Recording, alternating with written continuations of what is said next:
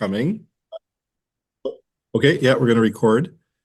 So thanks everyone for coming. So we're going to be talking today about publishing your scholarly work. So, oh, Sorry. yeah. So I'm Elliot Hanowski. I'm a librarian here. I also have a PhD in history. And my co-host is Maureen Babb, who's a librarian here as well. We are both people who've published academic writings in a few different areas.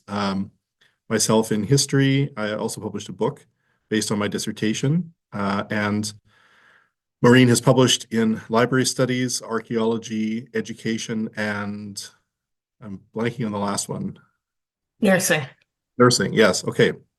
So between us, we have some experience with this process. So yes, if we could get the next slide, please. So the topics we're going to be covering with this presentation. The next slide, we'll see what those are. So we'll start off with selecting a journal, the factors you'll want to consider. Well, you want to make sure that your work's going to be published in a good venue. Yes, and the next one, we'll be talking about the process of submitting your work to a journal, and then also the peer review process. If you haven't been through it before, it can be kind of confusing or frustrating. So we're just going to walk you through that process. And then next. And we'll also be talking about other venues for publishing your work, so like non-journal or non-traditional publications. And also the copyright issues that you might want to think about when you're preparing your manuscript. Often this can be a sort of baffling process, so we'll walk you through some of the basic things you need to understand about copyright. And finally, the ORCID system, which is basically a permanent identifier that you can use and attach to your submissions, or basically to a way to represent yourself in your scholarly career online. Okay, so the next, yeah. So I think Maureen, this is you. Yep, it sure is. So I'm going to start this by opening a question up to you guys. Where are you in the process? You're obviously attending this webinar for a reason. And so there are sort of three main phases to any project. So there's the initial planning phase where you're deciding, what your research question is, what you're doing about research, what are your inclusion or exclusion criteria, what's your methodology, all that sort of thing. Then there's the actual working on the project phase where you're doing data collection, where you're doing the analysis, that sort of thing. And then there's the process of writing it up. Now, there may be overlap between these phases, but I did want to get a sense of where you guys are. And so there's a poll. So Elliot, are you able to share the poll? Let's see. I was before, but now that you've taken over as host, you might need to okay. do it. Yeah, sorry. That's okay. I will do it. Okay. So poll one. Okay, so there you should see a poll with 2 questions, and if you guys can just answer it, I'll give you a few minutes there. Okay, so we've got some people planning, some people working on the project. Okay, at least one person who's the papers are done. They need to submit it. Okay, but it looks like okay. Give you just a little bit longer. And it looks like almost everybody here is a graduate student as well. So this may be the first time that you guys are publishing things. Yeah, 50% of you guys are in the planning phase and 35% are in the working on a project phase. And then some of you are writing and one of you is done the paper and you need to submit it. So all different phases here. I'll just share the results briefly and you can see them for yourself. But I'm going to stop sharing so I can actually see my slides now. Okay. So that's good to get a sense. And so for those of you in the planning process, you'll already have done this, for those of you who are elsewhere. You're framing the project, you're deciding on the scope, you're writing up a protocol, if relevant. Not every project requires a formal protocol. But if you're working in particularly the health sciences or doing something like a systematic review, that's something that you can be doing. At this point, you may have been determining what types of scholarly output you want and how many you want. Some projects produce only one paper. Some projects, especially if they're large-scale longitudinal projects, they have the potential to produce many, many articles. I was a research assistant on a project that is, I haven't been a research assistant on the project for years, but they're still producing papers based on all the data they gathered, because there was quite a bit.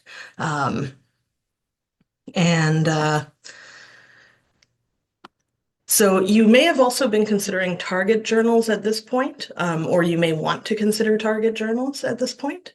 And target journals are the ones where you're thinking of submitting to. Sometimes it's a good idea to have these in mind at this sort of point so that you can kind of build your project towards what that journal publishes or anything like that. But if you haven't thought about journals at this point, that's okay too. There's the working on the project phase, that's the data collection and analysis. And often at this phase, your project will change since it was first conceived. That's perfectly normal.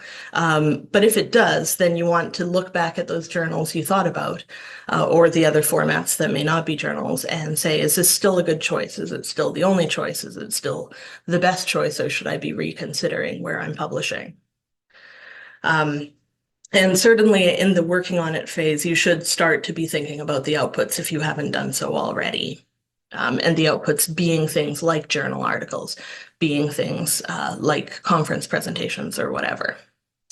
The writing up the project phase, that's when you're writing and preparing your manuscripts. This is a very important phase for the publication side of things.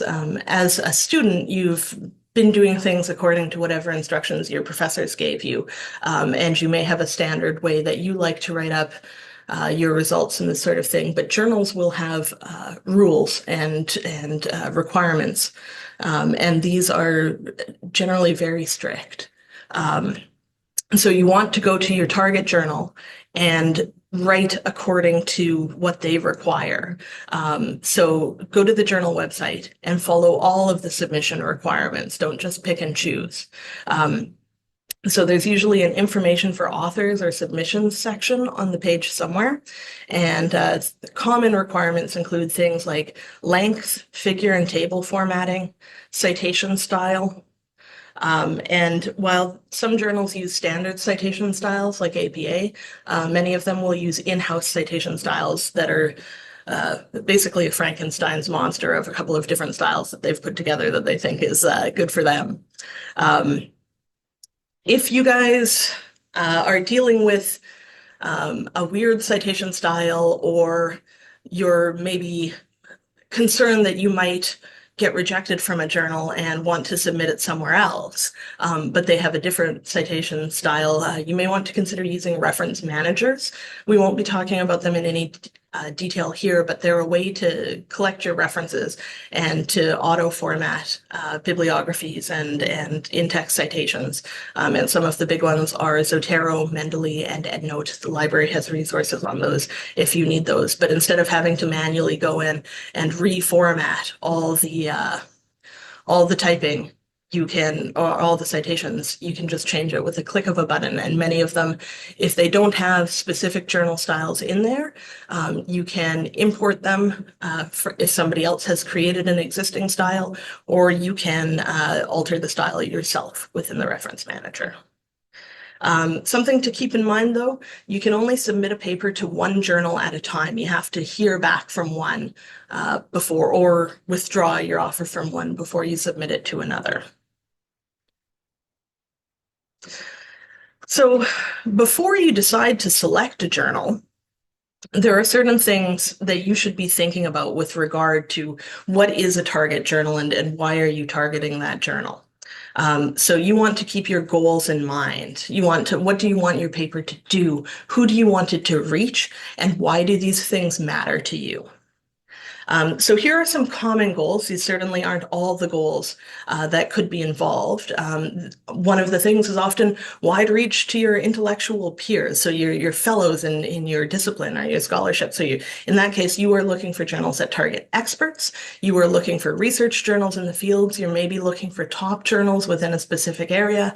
You're maybe looking for local journals, things like that. You may also be interested in wide reach in the community, right? So maybe you're not wanting to target fellow academics necessarily, but maybe you're looking at educators or practitioners or the general public, or a specific community. And in that case, you need to be thinking about questions like what is the scale of the community, and that sort of thing. A lot of people are interested in publishing in high prestige journals. These are things with high impact factors, which is a way of rating journals that it really isn't supposed to be used to determine prestige. It's used to help librarians determine which journals to purchase for a collection, but it does end up being used this way, and lots of people value impact factor. And depending on where you end up working, your department may care about this. So that's something to keep in mind. There's name recognition for journals. Probably all of you have heard about, say, Nature or Science. But there's probably journal recognition in your own field, the American Journal of Physical Anthropology or something like that, right? And so do you want something that is immediately recognizable as like a good journal to people in your field? And then you may have hiring, promotion, or tenure concerns. Are you more likely to get a job if you have hired in or published in these prestigious journals? And as much as we'd like to say that, you know, the quality of your scholarship is the quality of your scholarship, regardless of where it's published, I think we all know depressingly that prestige can make a difference in the hiring process, particularly for researchers at academic institutions. A lot of people are also interested in advocacy, and in that case, you may want to be targeting policymakers specifically. You may want to be considering open access as a way to make sure that people who are not in academia still have access to it, are still able to see it. You may want to look at lay publications instead of academic publications because they're more widely read and they're more widely understood. You may want to be thinking about not just publishing, but about how you generate chatter about it. Are you getting people to talk about it on social media? Are you getting people to think about it in their real lives? So these are things to keep in mind. There are some additional considerations that you should be doing. I would not recommend submitting just to any random journal. Ideally, submit to a journal that you are familiar with. Take a look at the scope of the journal and make sure that what you are submitting to it is within their scope. Most desk rejections of a paper will come because the paper that a desk rejection is, it's submitted by the editor, it doesn't even go, or rejected by the editor, it doesn't even go to peer review. Most of those happen because somebody has submitted something that is outside the scope of the journal. You want to consider, is it peer reviewed? Does that matter to you? If you're looking to publish in a traditionally scholarly way, you for sure want it to be peer reviewed. Is it open access? And if it is, will you have to pay money in order to get that out there? We'll talk a little bit more about that later on. And then another thing is the journal at an appropriate level for your publication? I mentioned Nature and Science as some of the top journals. Most of you, if you're graduate students and this is your first real sort of research project, probably aren't going to be able to target those really, really high prestige journals, and you need to look at something that's more fitting of the level of scholarship that you've done at this point. Though there certainly have been people who have published right off the bat in there, but you know, dream big, but also be realistic. So I'm going to pass it back to Elliot now. Okay, thank you. Yeah, so now we're going to talk a bit more about selecting a journal. Maureen's touched on this already, but we'll say give a few more tips on that. So, you know, I think Maureen brought out that you're interested in a wide readership. Now, what that means could vary from person to person, right? So again, if you're looking for advocacy, you will want to target something that's going to be seen by advocates and those who are active in a field. If you're looking for wide recognition from other scholars in your field, then that's what you're going to want to target, and so forth. So for the next screen, some questions you can ask yourself. There's 3 here. So you're going to want to ask, like, what are the journals that you read, right? And what are the journals that your supervisor and peers read? So where is the discussion going on in your field? So the next one. Where is the research that you're citing being published? So often you'll find yourself, because most of us end up in a fairly narrow field, and you'll find yourself using the same few journals over and over again. So that's a sign that you could consider publishing there.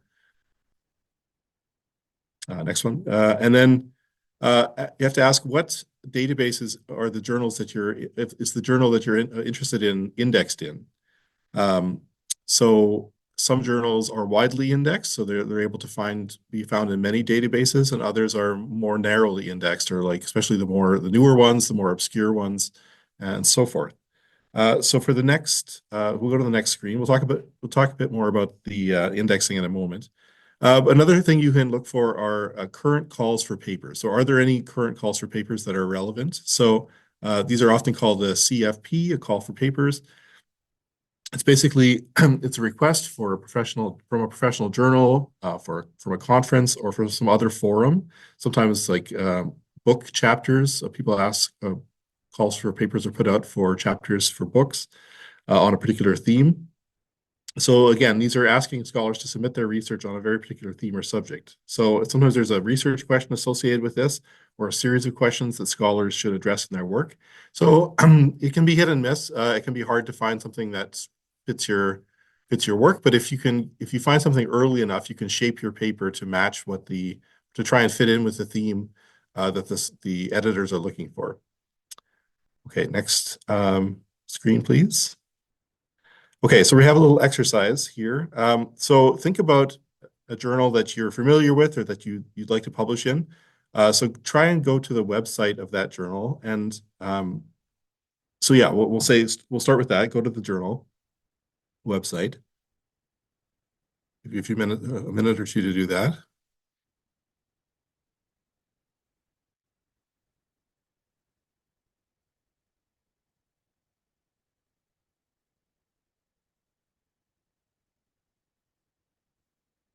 Okay, can we go to the next screen, Maureen?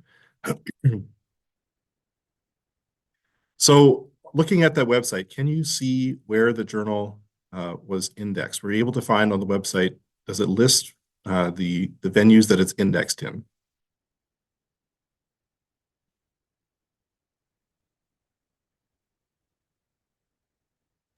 Are you wanting people to put their responses in the chat, Elliot, or just sort of do it on their own time?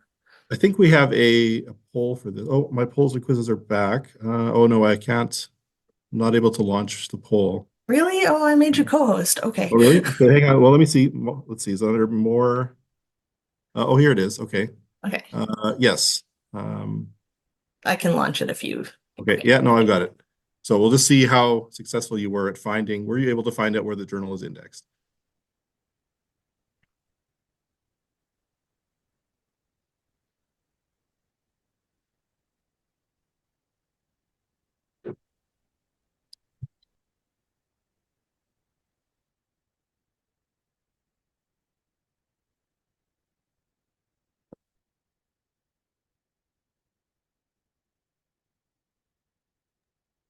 It's a tight race here in the polls, folks. Yeah, 50-50. Oh, now it's changing a bit. Okay, well, we'll say maybe we'll call it there. So it's 56. We're not able to find it, and 44%. So 7 were able to find it, and 9 were not. Here, so let's see. Let me just close this. Do I click stop sharing? Yeah, I guess so. Share results. Yeah. Oh, there we go. Yeah. So we'll show you a tool. So often, if you have to dig around on the website sometimes to find that information, but there's also a tool that you can use to do that. So if we go to the next screen, I realized, Maureen, we didn't practice this, but if you could click on that link to Ulrich's database. So this is Ulrich's Web is basically a serials directory of journals and magazines, all sorts of periodical publications. So you can look up the journal that you're interested in to find the indexing. So if you could, I was thinking of trying the Journal of Religious History as an example.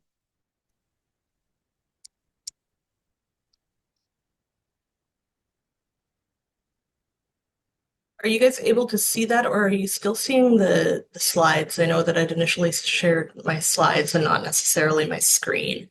I So, can see your web browser. okay, okay, good. Um, Okay, so if you select the first one there, so there's obviously many similar titles.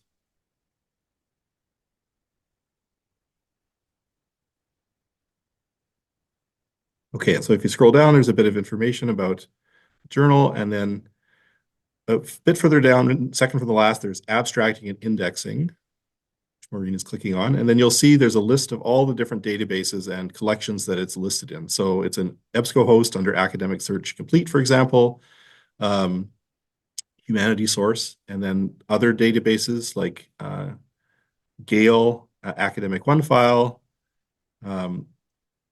all of these other, like ProQuest, of course, is a huge one. So this is a very widely indexed, at least for a humanities journal, this is a really widely indexed journal. So that's a good sense that, like, if you do publish with them, your work will hopefully be noticed more widely. So if we could just go back to the slides. Yep. Give me a second here. Hang on. I've got to relocate this to make it full screen. Okay. Hang on. I'm just going to okay. Present. Okay. Okay, you can see the slides again. We're just going to have to go through this way because get a quick review of what we've already done. Mhm. Okay.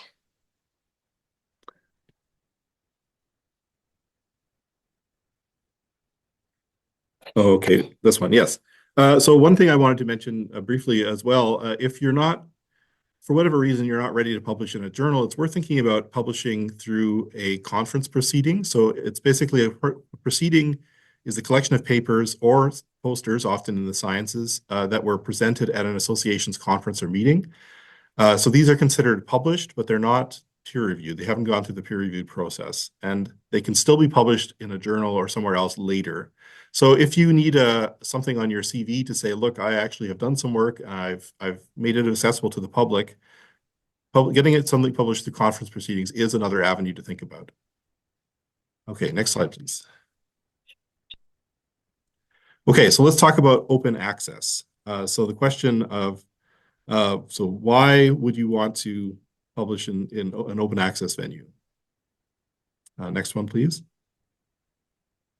So sometimes your funding, if you have funding, requires that you make your findings publicly accessible. The thinking usually is that the money that you're getting is from a public source, and so therefore the public should have access to what you're producing. It shouldn't just be locked behind a paywall, behind a very expensive academic journal database.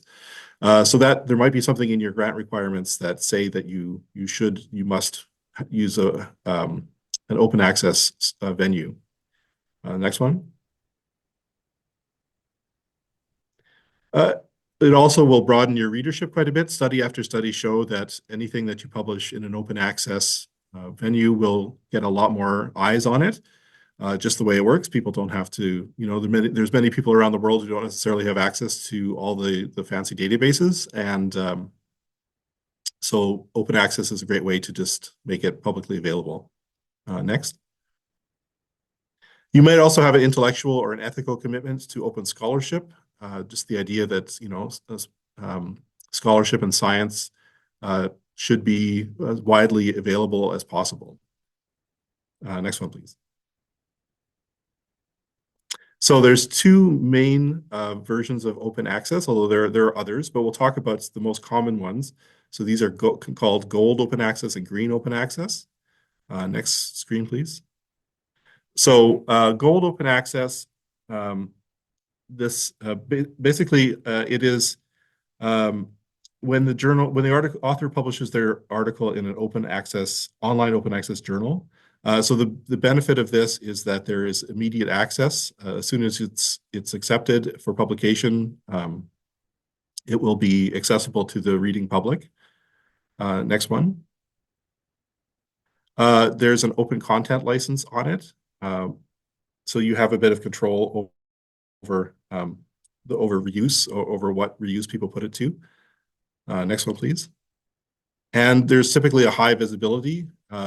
So you'll see why this is this is different than the green route, but usually open access journals, it's hosted on their website and it's indexed like in all those, hopefully indexed in a number of databases, so it's going to be more accessible to people.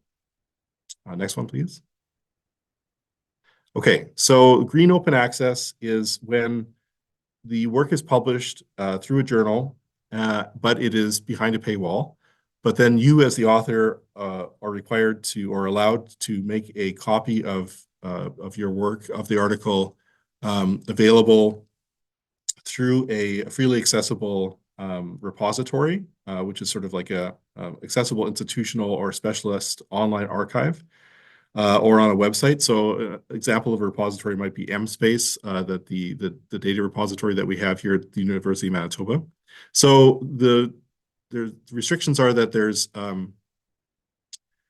it can be confined to legal restrictions of copyright. So there's not necessarily a Creative Commons attribution license. So because it's being published in a journal that's behind a paywall, their copyright rules will apply. So there's a bit of a restriction there. And the next one, please.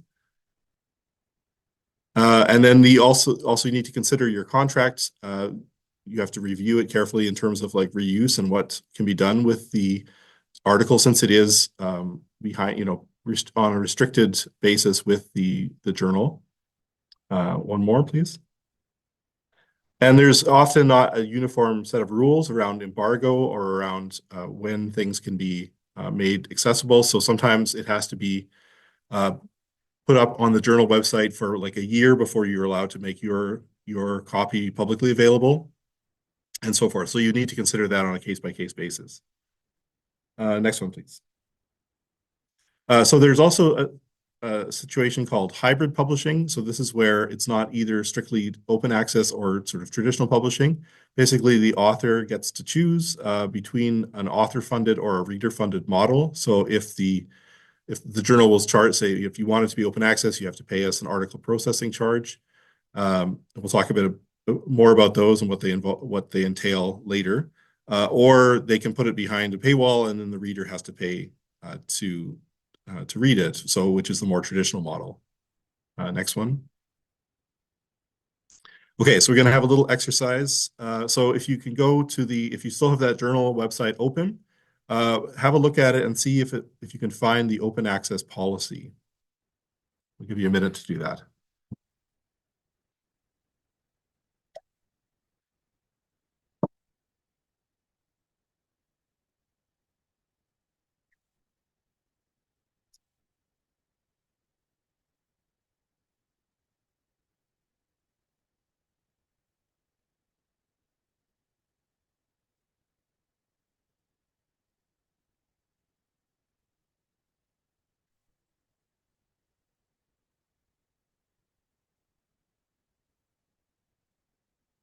Okay, Maureen, can we go to the next screen, I think? Yes, so the question is, were you able to find it? And we'll have a little poll here. Oops.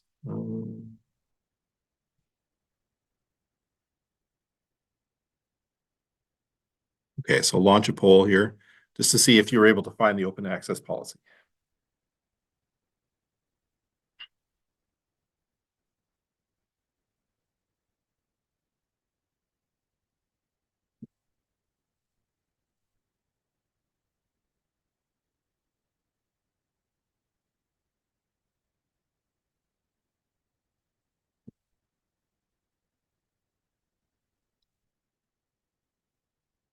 Well, this one's a lot more kind of lopsided. It looks like 75% were so far have been able to find it. 9 out of 12.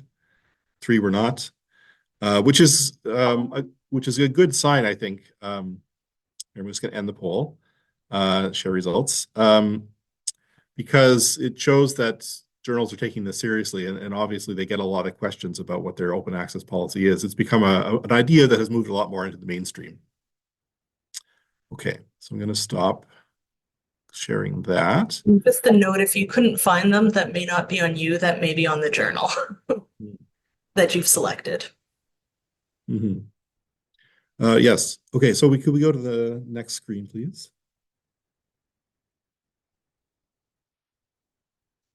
So, like I mentioned, open access, there usually has a fee involved with it, article processing charge or APC.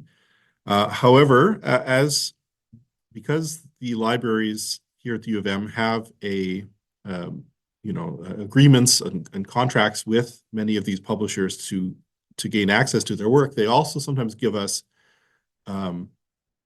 discounts or even waivers for article processing charges for scholars, researchers, faculty, students as well who are affiliated with our institution. So we have discounts listed on our website at the LibGuides. It's called Open Access Publishing. There's a link there on the bottom. Assuming we can make these slides available later. And so there is some of the ones that we have access to are waivers or discounts are Cambridge University Press, Elsevier, Public Library of Science, Sage, Taylor and Francis, and Wiley. We also have a new database. So if you're interested in a particular journal, rather than have to scroll through all of the listings of these different publishers, you can always click on that. Actually, Maureen, would it be okay to show that database and what it looks like? So it's the APC discount list. You can search for a journal title and it'll tell you if we have a discount. So yes, let's see this example here.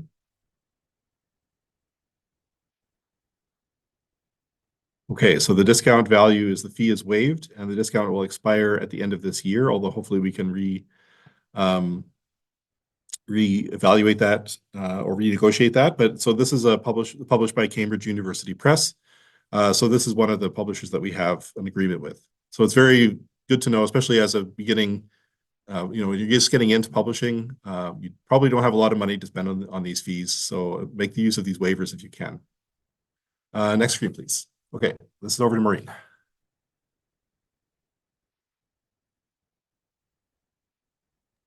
Makes me go through. Oh, really? They're using the online version of PowerPoint instead of the desktop one, and I didn't realize that it makes me it jumps me to the beginning every time. But anyways, I will be talking to you about predatory journals now, which is a term that you may or may not have heard of, but it's something that you guys, especially as newer academics heading out into the world, should be aware of. So if you haven't heard the term before, here's a consensus definition that has been given to it in a paper in Nature that consulted a whole bunch of experts about it. And they say predatory journals and publishers are entities that prioritize self-interest at the expense of scholarship and are characterized by false or misleading information, deviation from best editorial practice or editorial and publication practices, a lack of transparency, and or the use of aggressive and indiscriminate solicitation practices. So functionally, what they are is they're journals that pretend to be legitimate academic journals, but in one way or another are deficient. Often they're not actually interested in long-term scholarly preservation. They don't follow best practices, and it's just sort of a way to make money. And the bit there at the bottom is indiscriminate solicitation practices, and you'll get a lot of spam from these guys, depending on how much your own scholarship is out there now. If you've presented at conferences or anything like that, you've probably already started seeing emails from predatory journals. And if you're not used to them, they might seem really appealing because it's like, oh, Dr. Hanowski, your work on such and such, and they'll cite the name of your paper, was absolutely riveting, and we wish that you would publish something with our journal. Please consider da da da da da da da da. And it's just this flowery, like praising language, and like as a scholar, that's it's always nice to hear that people liked your work, right? But um, these are they're generated to make money, and they don't really care what you're publishing. I actually publish on predatory publishers, and I frequently get emails that are like, oh, we loved your paper on predatory publishers. Would you like to publish in our predatory publication? It's just an interesting time. Now, these have largely come about as there has been the shift to open access. Elliot mentioned article processing charges because the traditional model of scholarship is that they're libraries, for example, pay millions of dollars every year to get access to these scholarly resources. So we're buying them. The publishers are getting their money from us, from libraries. But if the resources are open, libraries don't have to buy them, right? And people don't have to buy them. So where do they get their money? And the way that it has gone historically has been, okay, well, now we're going to start charging the authors for publications. And those publication fees can range from relatively cheap to, I think Nature charges like $11,000 US or something like that. So as you may have realized, the APC model has room for abuse, and there's, I'm talking about predatory publishers, but of course, Nature is charging $11,000. Many people argue that that is abuse also, and I would agree. But anyways, there's a real monetary incentive there. But the thing that makes predatory publishers different is that they're not truly scholarly. So there's been many arguments about why it's a problem. So there's a polluting of the literature, many people will say, that there's generally limited or no peer review. And this can add in things into the scholarly record or into the apparent scholarly record that really shouldn't have been there to begin with. In taxonomic fields, this has been flagged as a real problem because people would be claiming to discover a new species when in fact the species exists and has a different name or something like that. A lot of people will argue that it's a waste of grant money. There can be damage to the reputations of those that publish in these journals and those that cite them.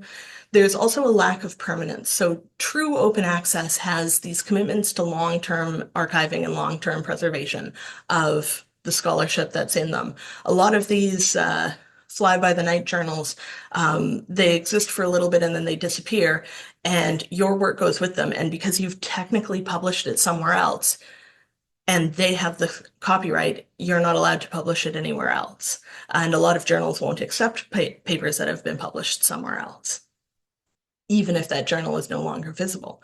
It can also undermine trust in the validity of research and scholarship, and there's tremendous potential for misuse by people with political or financial motivations or something like that who want to make something, have a paper that looks like real scholarship, especially to a layman, and is not genuine scholarship. So that's why it's a concern. And we as librarians get a lot of questions about how to avoid predatory journals. And there are some standard sort of techniques. I won't go into any detail for them, but there are frequently lists of either predatory journals or journals that have been vetted. There are problems with lists, which I'll talk about lately. The biggest ones for the lists of predatory journals, the original one was Beall's list, which is no longer maintained and wasn't really transparent to begin with.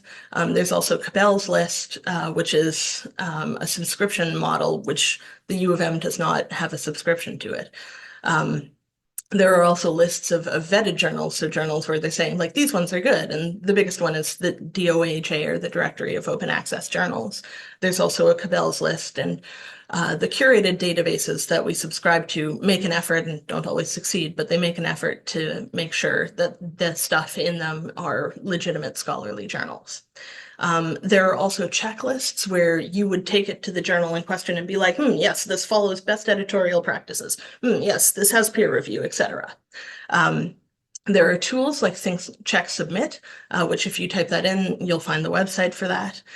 There's general critical assessment of information, which you should be considering every time you look at a journal. And in general, you should be assessing the quality of the journal regardless, because sometimes journals aren't necessarily predatory, but they're maybe still not great journals. And you have to ask yourself, well, if it's just not a great journal, do I want to be publishing in it? And, maybe not. I recommend submitting to journals that you yourself use. You know the scholarship in your field. You've been using it. You know what journals publish papers that are like yours. Submit to one of those. And then there's trust your instincts, but also be very careful about your biases, because some people are biased against, for instance, journals that come from certain countries, and that's not a legitimate way to assess journals at all. You can also, if you're uncertain about this, if you're uncertain about a journal and you're waffling, you can ask someone, talk to your colleagues, talk to your fellows, your professor, your supervisor. Do they know the journal? Do they trust it? And the other thing is you can reach out to any of the librarians and we can help you walk through the assessment process. We won't be able to necessarily give you a yes or no answer because these things exist on a spectrum, and at some point you have to make the decision yourself. As I said, there's troubles with lists. There's historically been a lack of transparency into why things are included or disincluded from a list. There are changing situations of publishers. There was a famous case for some long-standing Canadian journals a couple of years ago that were purchased by what most people considered to be a predatory journal, and the editorial quality absolutely tanked, but they had this great history to fall back on. And a whole bunch of the people on the editorial board resigned in protest because they're like, I can't continue to work for a publication that is now telling me to accept every paper that's submitted so that we can make money, right? There's also the potential for misclassification. If a journal is accidentally included because maybe it's not a predatory journal, it's a new journal and they're just getting their footing and they don't really know what they're doing yet. But then it brands them with this bad name, right? And the biggest trouble with lists really is that it's a simple answer for a complex problem. And this is a complex problem. Nobody likes to hear that, but it's true. There are some standard red flags. I've adapted this from a paper by Mower and all in 2017. But things that might twig you to like looking closer at the journal itself. If the APC for authors is very low, typically $150 or less. If the journal scope is overly broad, we publish in the humanities and the sciences, like that's, not really what you're looking for. The biggest one, in my opinion, is if you go to the journal page and the language on the main page targets authors rather than readers of the journal, I would look very, very closely at that. There's the potential for promises of rapid publication to be an issue in this regard. But of course, as we saw during the COVID-19 pandemic, there was a real push to get information out as quickly as possible. So many legitimate journals also strive for rapid publication. If there's a lack of information on retraction policies, manuscript handling, or data preservation, that can also be a red flag. But none of these absolutely indicate a predatory journal. And as I say, they exist on a spectrum. And at this point, some people get really freaked out and really worried. And so I do want to just say that even though the numbers of predatory journals are growing, they exist in very small numbers in comparison to legitimate journals. And mostly they can be avoided by searching library resources and curated collections. And that you should be assessing the quality of any journal you're submitting to anyways, and that makes a difference. And a lot of people sometimes say, oh, well, I just won't submit to open access journals at all. But that's a bad idea. Open access scholarship is equivalent and just as good as non-open access scholarship. And it, as Elliot pointed out, it expands your readership. And more grants are requiring open access and all that sort of thing. And as I say, it's not as though traditional academic publishers have a spot-free record either. I've talked about like obscenely high article processing charges by some journals, and publishers have been charging libraries more and more and more and more for subscription resources at a rate that is unsustainable. So, I'm talking about this so you're aware of it, but I don't want to scare you about it. I'm also going to talk now about data. So the sharing of research data, so like your raw data, is becoming increasingly common, and a lot of grants and some publishers are requiring it more and more. So they'll mandate research sharing or deposit. In some cases, you can share and other people can look at it. In some cases, they want you to share it so that other people can reuse it. This is to allow for transparency in your work, to show basically that you're not just making this up, and to allow other people to recreate what you've done, to verify it, and potentially to do other studies off the same work. This is an example of a data sharing policy from the JAMA Journal. I'm not going to read it out loud because it's very long, but you can see what they're defining data, statistical or analytic code, and that you need to link to where the data is available. And these would go into repositories as well. The U of M also has a data repository as well as an open access repository. And there are other data repositories out there as well. So when you're thinking about your own data and what to do with it, it's always a good idea to plan ahead. Where are you going to store your data? How are you going to store your data? How are you going to allow others to use your data? Are you going to allow users to use your data, and check the journal requirements? If you're submitting to this journal, do you need to have your data accessible? There's something called a data management plan that at the beginning of your process, you should consider creating, because it allows you to think about all this stuff, this preservation of data, and make your data clear and readable and interoperable and reusable. And that sort of thing. The libraries have resources available on our webpage to help you construct a data management plan, or you can meet with us to discuss them. I'm also going to briefly talk about copyright here. A lot of you are probably considering turning your thesis into an article or articles or manuscripts, or maybe you're doing a thesis that is like by publication where you've already published stuff, articles from your thesis, and then you're going to put those articles into your thesis in general. So you want to recognize that theses are going to be deposited in a repository. We require deposition in MSpace at U of M. And so you want to think, will your target journal have a problem with it? Will they count it as previously published if it's available and accessible to other people? I published from my own master's thesis, and I reached out to the journal in advance, and I was like, hey, I did this thesis, it's available in this repository. If I want to publish a paper based on this, is that a problem? And the journal, fortunately for me, responded, no, that's fine. That doesn't count as published as far as we're concerned, but some journals will. And so the reverse of that is if you're publishing articles that you're going to collect into your thesis at the end, when you submit your thesis for deposition in the repository, does the journal have rules about how soon you can share it? Is there an embargo period? Does the journal need to have exclusive access to it for a year or 2 years or something like that? And then you want to be aware of that when you're putting your thesis into MSpace.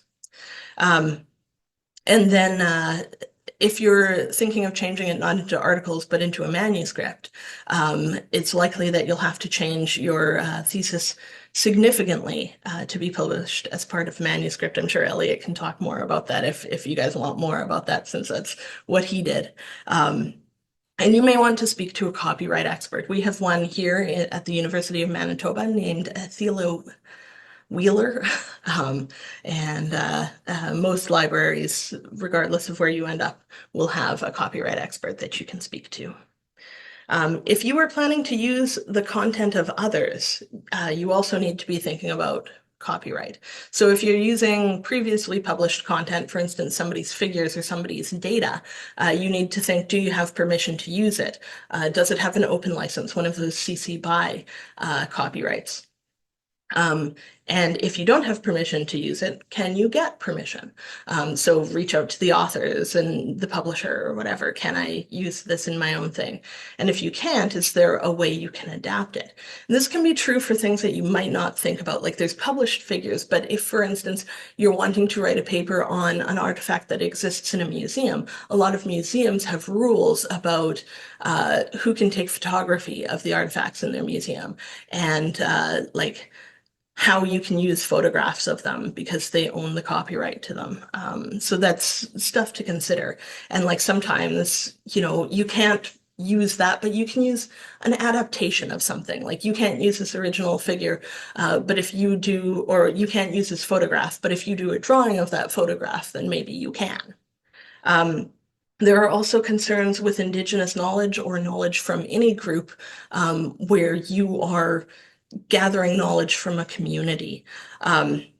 Indigenous knowledge in particular has these OCAP principles, which stand for ownership, control, access, and permission. There's a website that you can go to if you look up OCAP. It should be the first one to come up. There's also a degree of community consultations and involvement. And in these cases, you have to recognize that this isn't your knowledge. You don't get to decide what to do with it. It doesn't belong to you. And in that case, how do you handle that? How do you handle sharing and reporting on it? I'm going to pass it over to Elliot again now to talk about submissions and peer review. All right, thank you. So could we move to the next screen, please? So once you've selected a journal, make sure to read the instructions for authors very carefully. As Maureen said, sometimes there's these what they call desk rejections, where they just say, nope, we're not gonna spend any more time on this because either it doesn't fit our scope, or because it's obvious the person submitting did not carefully format their work according to our instructions. And so it's a good idea to this will tell you, for example, the citation style that you need to use. And it's a good idea to start thinking about this very early in the process. And also, as Maureen mentioned, to think about using a citation, a reference manager, like Mendeley, Zotero, or EndNote, which can automatically change formatting for you, so you don't have to do it all by hand. So the next one, please. And then, be sure to format your manuscript as prescribed, because there's, that's the one hoop you got to jump through is to, and sometimes it can feel onerous, which is why it's a good idea to start early rather than have to rework everything after the fact. But it's really vital. So next. And make sure that you notify all your co-authors, if there are co-authors, of the upcoming submission. Partly this is to avoid the thing where it turns, the mistake where one person submits to one journal and one other person submits to another journal, and then you find out you're in big trouble with that. So let everybody know that it's happening. Next one, please. And then you submit via the journal submission process, right? Don't send them an email with an attachment. Make sure that you, unless that's what they ask you for, right? But make sure that you go through their process. There's usually a automated system that will accept your submission and then give you feedback. Next one, please. And then it's time to wait. Often there is, the process can take weeks or months. It takes a while for the editor to consider it, for them to find a peer reviewer or several peer reviewers, and so forth. And it's okay to email the editor for updates if you haven't heard back for a while, a few weeks perhaps. But they should, a reputable journal should give you regular updates as to where your work is in the process. Next panel, please. So let's talk a bit about peer review. So obviously, as grad students, most of you probably know about this, but we'll just give a quick overview. So what is peer review? Next panel.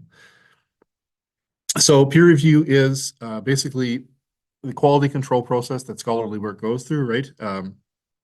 Where the work that is submitted to the journal goes out, is sent out to other experts in the fields to give their feedback on it. And they will give recommendations whether this should be rejected, accepted, or should it be revised to increase the quality of it before publication. So the process, of course, is to submit the manuscript, receive a receipt of submission from the journal. You should receive a notification that the manuscript has been sent out for review, and then you'll receive the results of the peer review. Again, accept, reject, and revise. Next one, please. So revision is, of course, the most common response.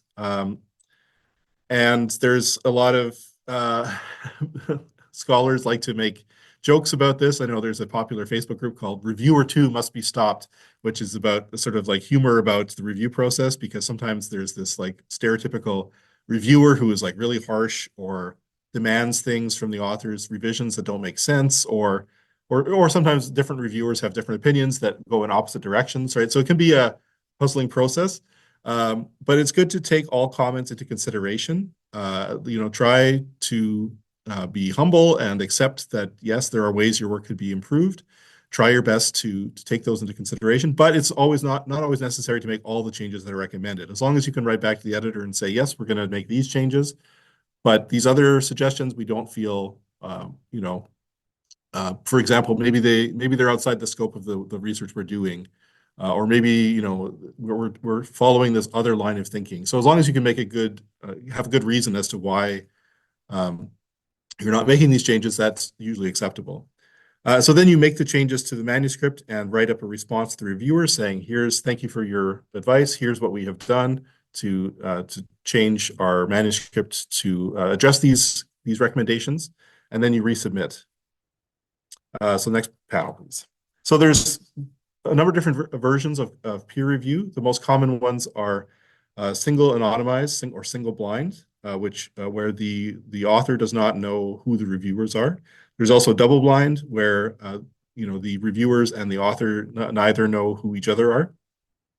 And then there's the open peer review, where everybody knows who everybody else is, and it's considered that this idea that that transparency should lead to honesty, and that it's better that reviewers will be more respectful and authors will be more respectful if everybody has a name and a face attached to them. So there's different philosophies as to which one is best, but these are some of the more common ones.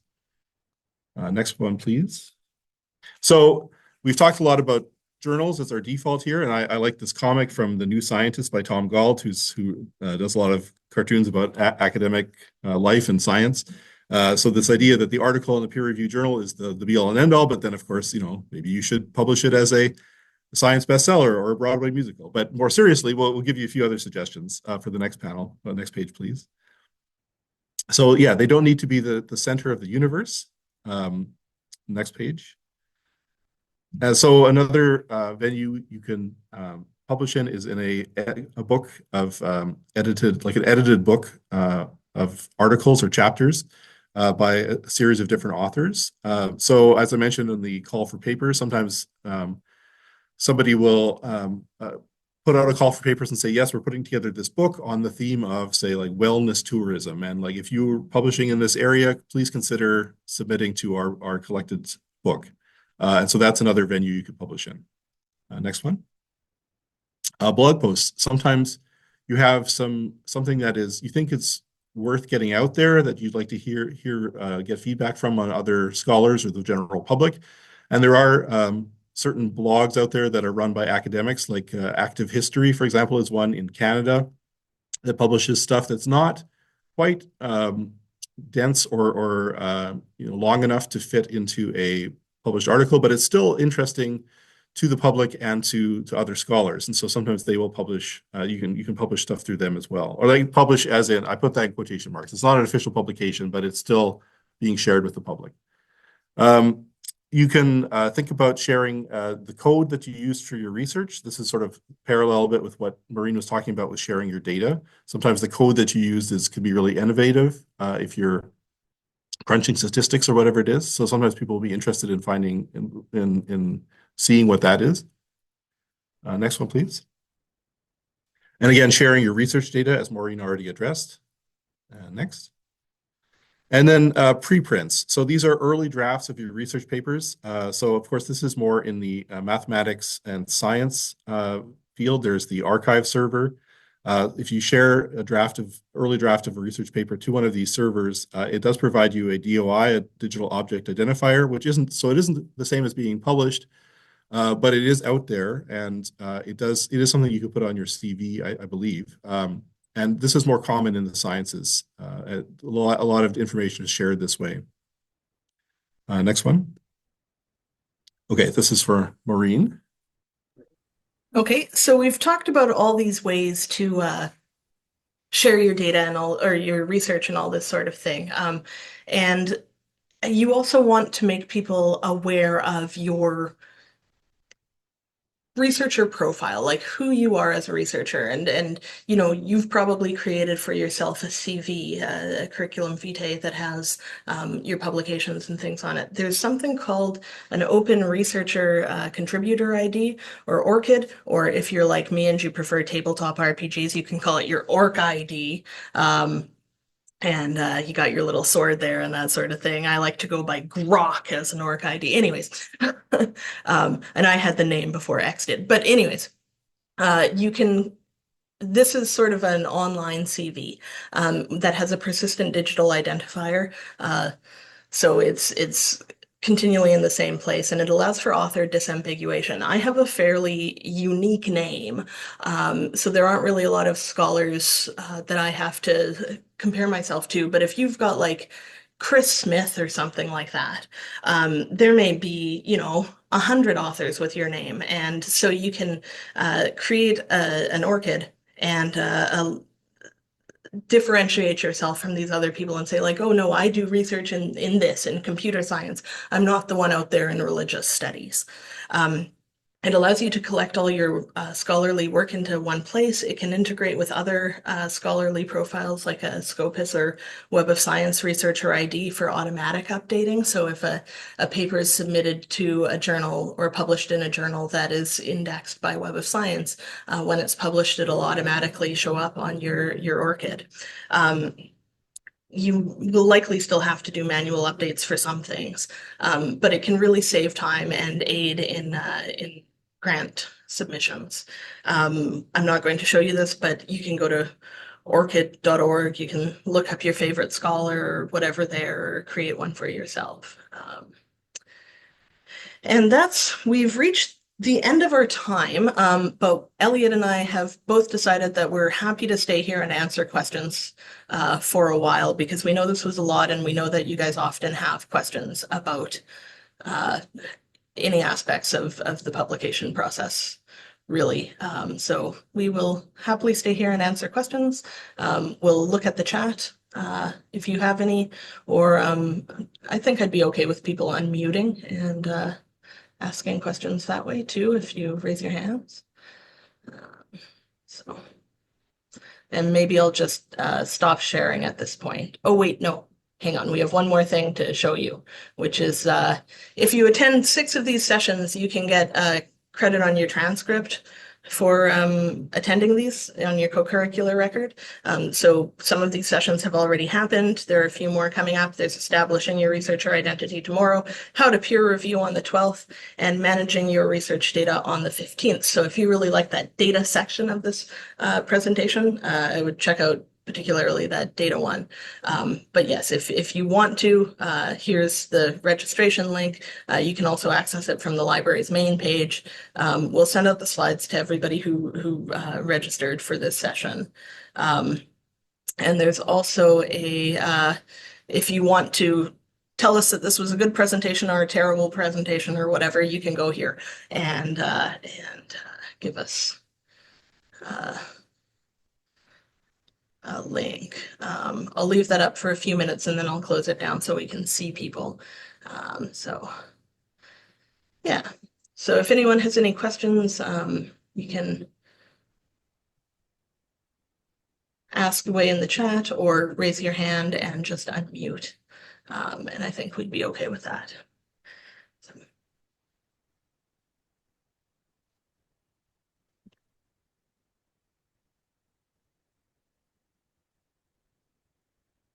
Elliot, since we're sort of waiting around and people might have long questions that they're typing up, do you want to just sort of informally talk about what that, like turning your manuscript into a book was like? Yeah, it was interesting because like obviously so I'm in history, so the dissertation is a very different product than a book for a more general scholarly readership. You know, the dissertation is really to prove to that your dissertation panel, your review panel, that like you know your stuff in a very specific, very detailed way. And so to rework it, I had to rework it a few times as a manuscript. And like you put a lot of stuff in footnotes, or you get rid of sections that are not really necessary. It was also interesting. I found when I talked to the publisher, I included in my introduction, I said, "Oh, you know, thanks to the members of my dissertation committee," or like, you know, when I was working on this as a dissertation, I have to give my thanks to so and so. And they said, "Well, can you take out the mentions of dissertation because we are interested in publishing it, and we know that it's available in in its dissertation form in a public repository." So I was at Queen's University, and so they have QSpace, which is their version of, you know, MSpace. And they said, so we know that it's available, but we don't want the reader to pick it up and look at it and say, oh, this is available as a dissertation. I don't need to buy this. So that was an interesting thing they made me change. Oh, I see we have a question here. What Yeah, benefits? about the Okay. experience record there, which gets marked on your transcript as like a thing you've accomplished. I'm going to be honest, I don't know a ton about that. Do you, William? No, unfortunately not. I guess it's like a Uh, micro credential in that you can say, oh, hey, I did this, you know, as a graduate student. yeah, but not necessarily one that has the same like certificate providing. Uh, Like yeah. sometimes if you need to talk to your review or like your supervisor, and they'll say, so what did you do this year? And you can say, well, I took these workshops, and I, you know, so sometimes that counts Yes. as activity. I've got the U of M page on it up, and so they say it's, you know, it's sort of more to demonstrate that you've done this extra learning in addition to your own, like your formal education. And so they've got some points here. They say expand and deepen your academic learning. And it can, there are other things besides workshops like ours that are like gain real world experience that can help you with your career goals or to learn about practical skills and additional knowledge and that sort of thing. But it's really about just you're already doing this, you're already attending it, you might as well get credit for it.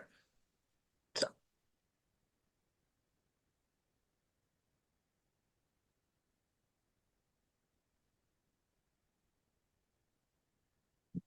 not seeing any other questions. So again, if anybody has questions,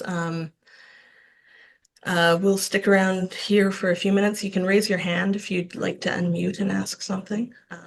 Otherwise, we'll stick around for a bit. And but if you don't have any specific questions, it doesn't seem like a lot of people have questions. Hopefully, that means we answered them. I'm